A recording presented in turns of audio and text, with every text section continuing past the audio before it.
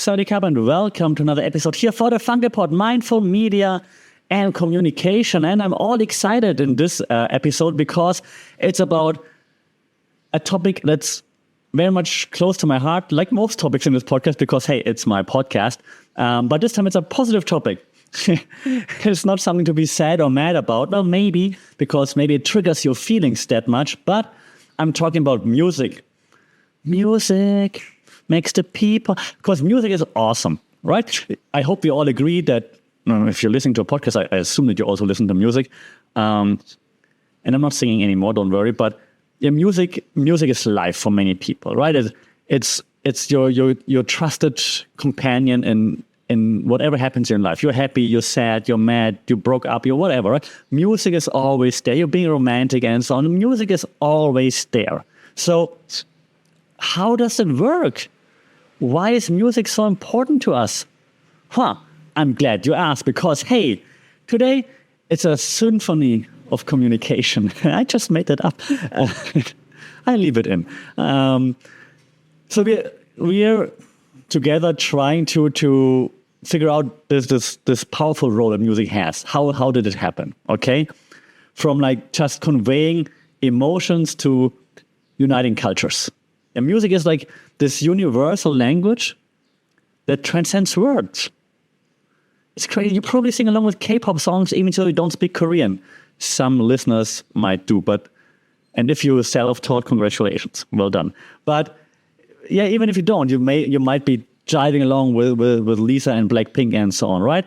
So maybe you even listen to some G-pop, German pop, or G-rap, for example. If not, you should really try. It's awesome.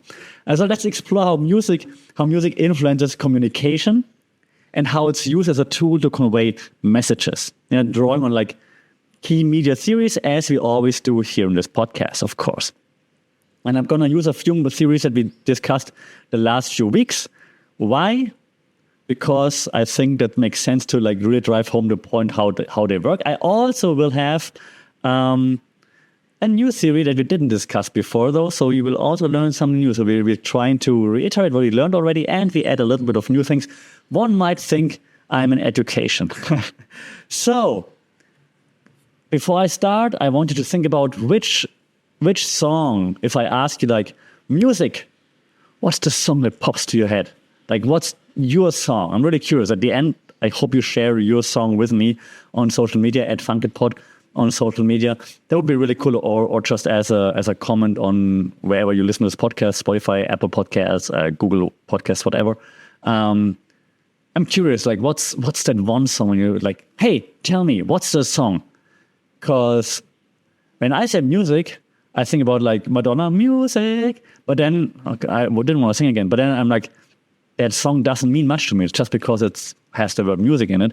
If I think about like which song is really close to me, I know it's like I would go for like The Sound of Silence, for example. But then I would think of like that. But I'm not always that sad. So then other songs. So it's really tough, right? So I'm curious to hear your songs. Not singing. Great song though. And I mean your song by Elton John, by the way. Okay. Let's jump into theory, shall we? Before I start rapping and singing and stuff like this. Don't forget, check out G-pop. So, why does music work? And one theory I discussed the last 3 episodes, and so I keep discussing it one more time. And then I'm going to leave it be, probably maybe one more time, but then I'm going to leave it be for a while, because I think then we talked about it enough so that we understand how it works. Media ecology. If you listen to the last 2 podcasts, you know that word already. Then you also know who came up with it, or like who was a big proponent, right? Right, Marshall McLuhan. So if you want to sound somewhat well-read in the media theory space, you just say like, oh yeah, Marshall McLuhan said this, and you're like, okay, cool, you know the most famous media scholar that there was, basically. Okay, so congratulations. So Marshall McLuhan, media ecology, his most famous statement was the medium is the message. Talked about this before. Here, yeah, one more time recapping, it suggests that the medium that we consume shapes the message. The medium is the message. And this is, I think, particularly evident with music. Okay? The way music is delivered, whether through live performance radio, you remember radio, streaming, social media, TikTok, right? It affects how the music is perceived and interpreted. And I think that's pretty critical.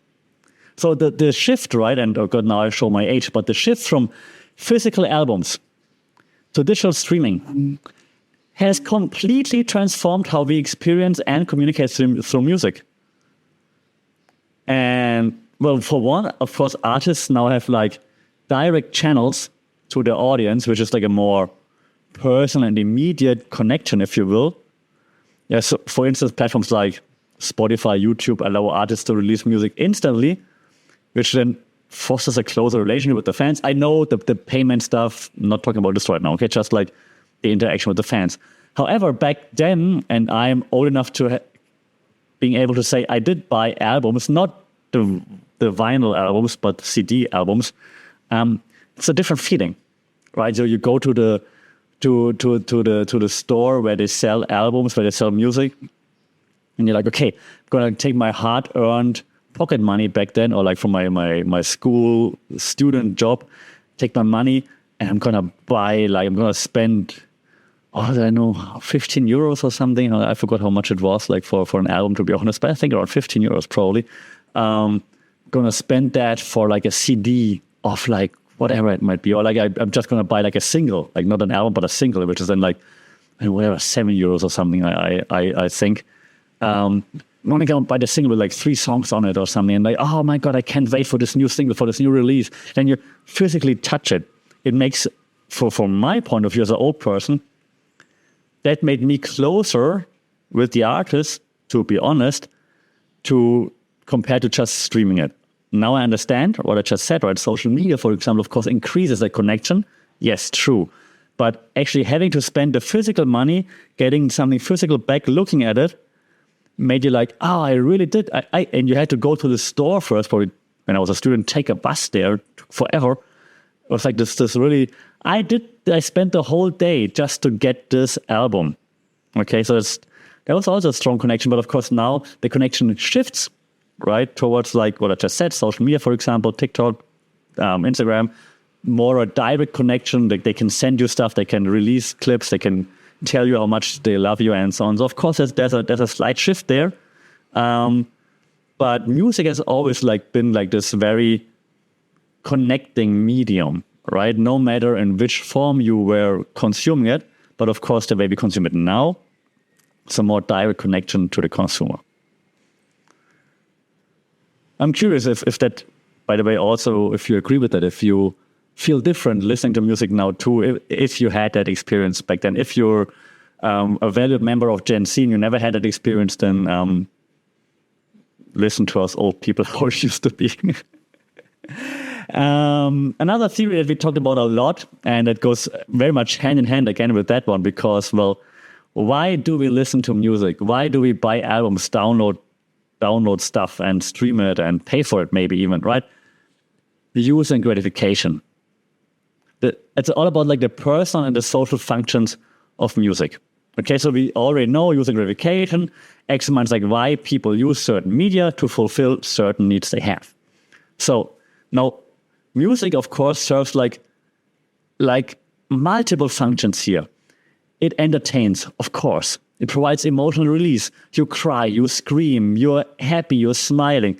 It creates a sense of identity. Like I'm emo, I'm punk rock, I'm whatever, into hip hop. I'm like part of that group, right? And maybe even most importantly, it facilitates social connections.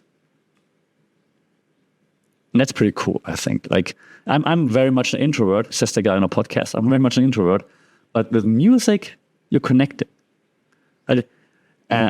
Be that like back in the day when you buy like albums and you see like people in the music shop and you're like looking like, hey, what are you buying? Oh, cool. You're going to concerts. Yeah, the only time you will see me like in a huge crowd is probably the sports event or the concert, or at a demonstration if I really believe in the cause, of course. But then like actually since I moved to Thailand, all the concerts I've been to alone. I never felt alone. And it's the only time I probably talk to a random stranger. I am happy when strangers talk to me.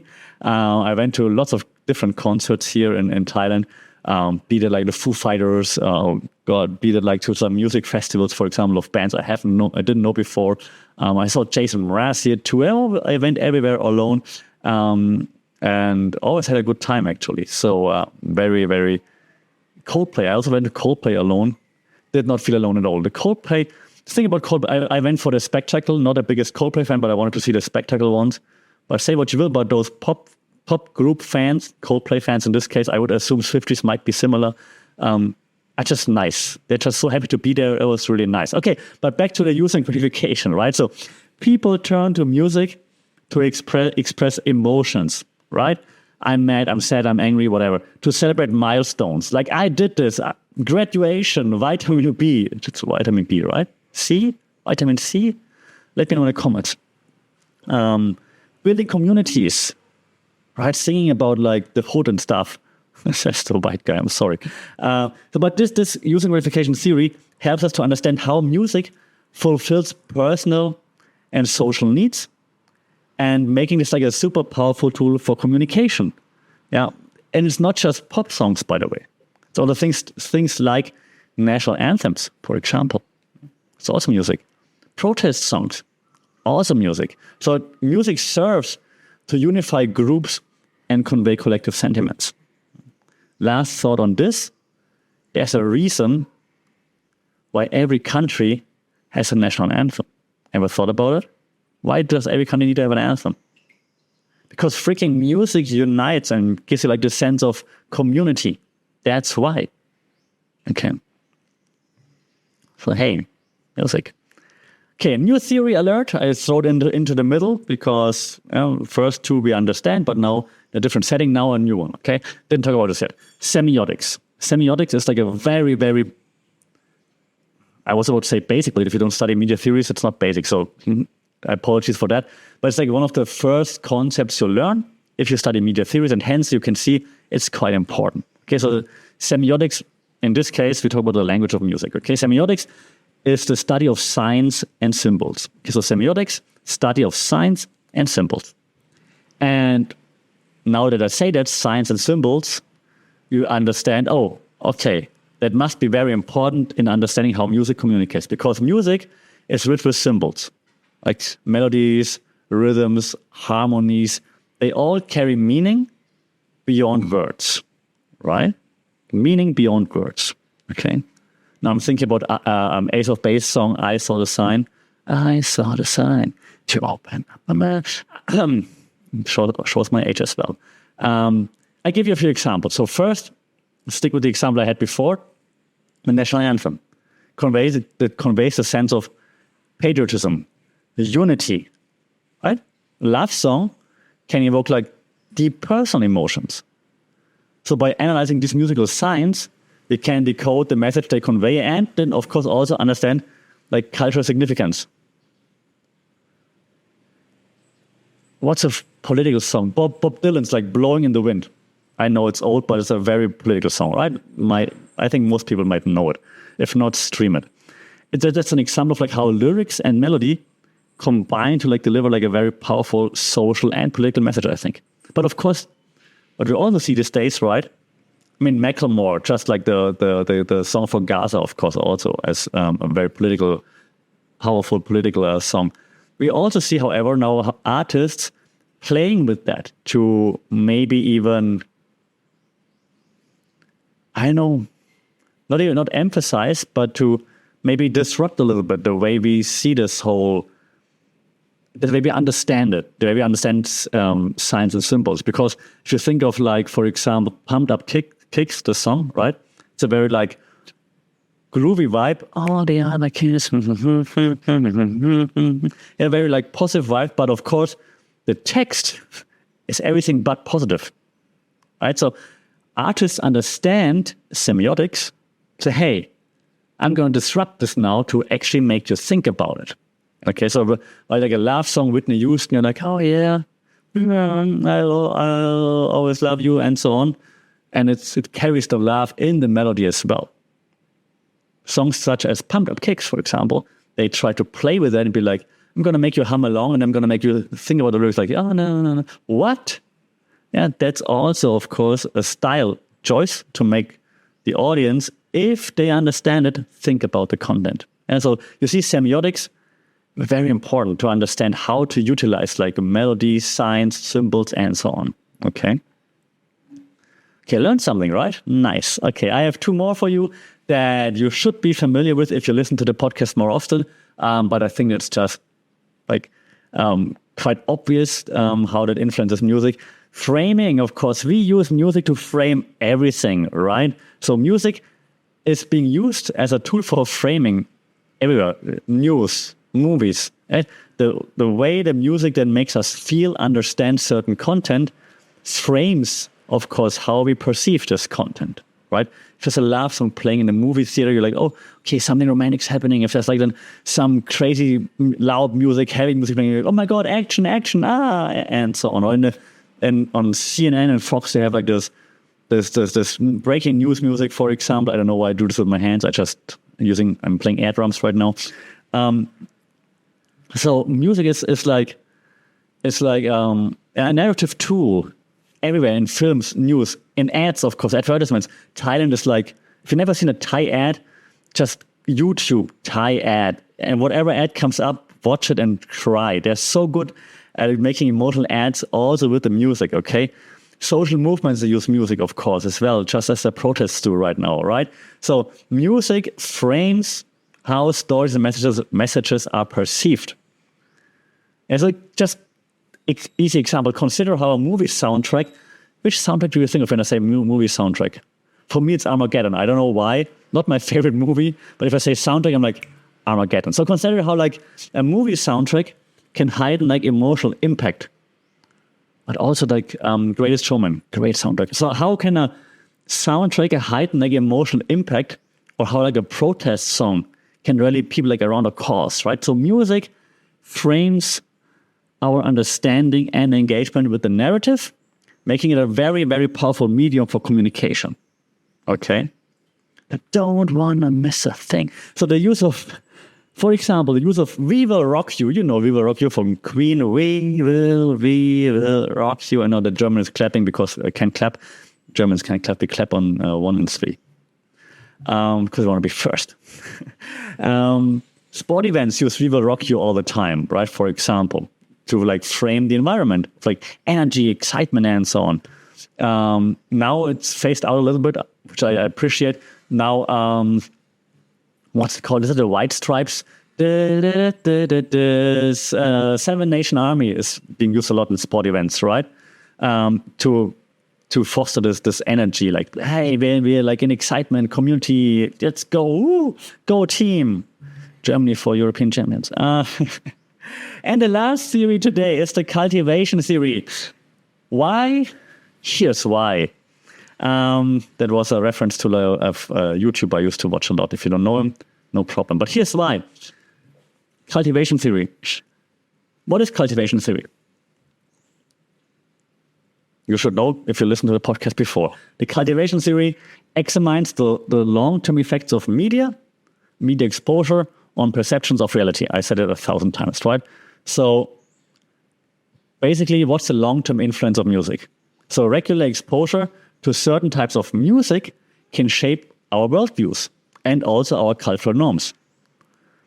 For example, like genres like hip-hop and rock, right? The old school genres, hip-hop, rock. They have influenced social attitudes, fashion trends over decades, right? So if you look at like how music cultivates these long-term influences, helps us to appreciate the role in shaping cultural and, very important, also social dynamics. For example, I give you 2. The evolution of like protest music from, I think, the 60s to contemporary hip-hop shows like how music continuously like influence and reflects changes within society, right?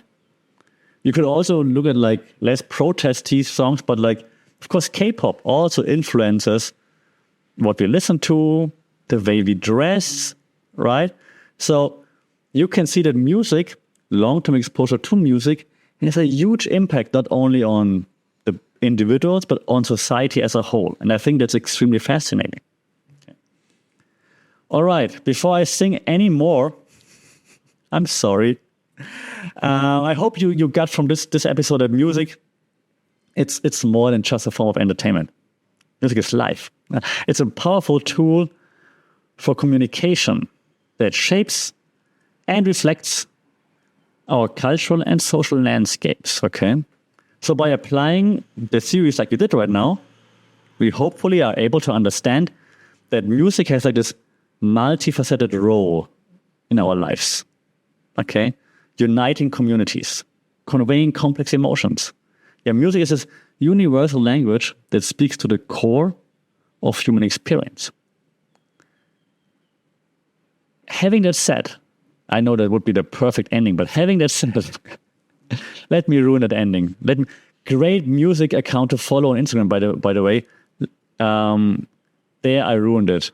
Ruins every music, every song you ever liked, but it's fantastic. But having that said, right, music being powerful, speaks to the core of the human experience. It's not just positive. That's why North Korea has a national anthem, for example. That's why North Korea is using like the radio to make the citizens fall in line, for example, right? So pop culture, and in today's episode we talk music, is very important in framing, in cultivating mindsets and so on. So this can be positive, and today I focused mostly on the positive, but this can also be used for the negative, of course. So please do be aware of that, okay? Last thing on this, right now, because I'm German, in Germany right now, it's a trend amongst like the a-holes of the internet in Germany, okay? Like the right-wing a-holes, AFDs people, which is the new right-wing party in Germany. But there's videos now gone viral where people are listening to Gigi D'Agostino, like a very 20-year-old song, right? A pop song. And then they were texting over it like Germany for Germans, foreigners out, which is like, if you translate it directly into German, it's like what the Nazis said back then. And so they keep singing it. And now that it went viral, like someone filmed it went viral, and like the fact that people felt okay to sing that together at an event, at a party where they were, right? Also shows that also bad messages can catch on using music. Okay, so please do be aware, be literate when it comes to media, to pop culture, to music also, that just because it's wrapped into music doesn't mean automatically it's good, okay? Music is amazing, but please do listen. Don't only look at the melody, do listen to the words and the content and the context as well. That's what I'm saying, okay. That's it. Let me know again your favorite songs, your favorite soundtracks. I said Armageddon and The Greatest Showman, for example. What are your favorites? Shout out in the comments on social media at funkitpod@gmail.com. Like, share, subscribe, leave a comment and a review because it helps to reach a wider audience. And that's what we want because I'm an introvert, but I want a bigger audience. So help with that. Leave a review. Until then, I hope you learn something. I hope you go wherever you go now and sing and rap and have fun. And we talk again in the next episode. Until then, stay safe, take care. Sawadee ka.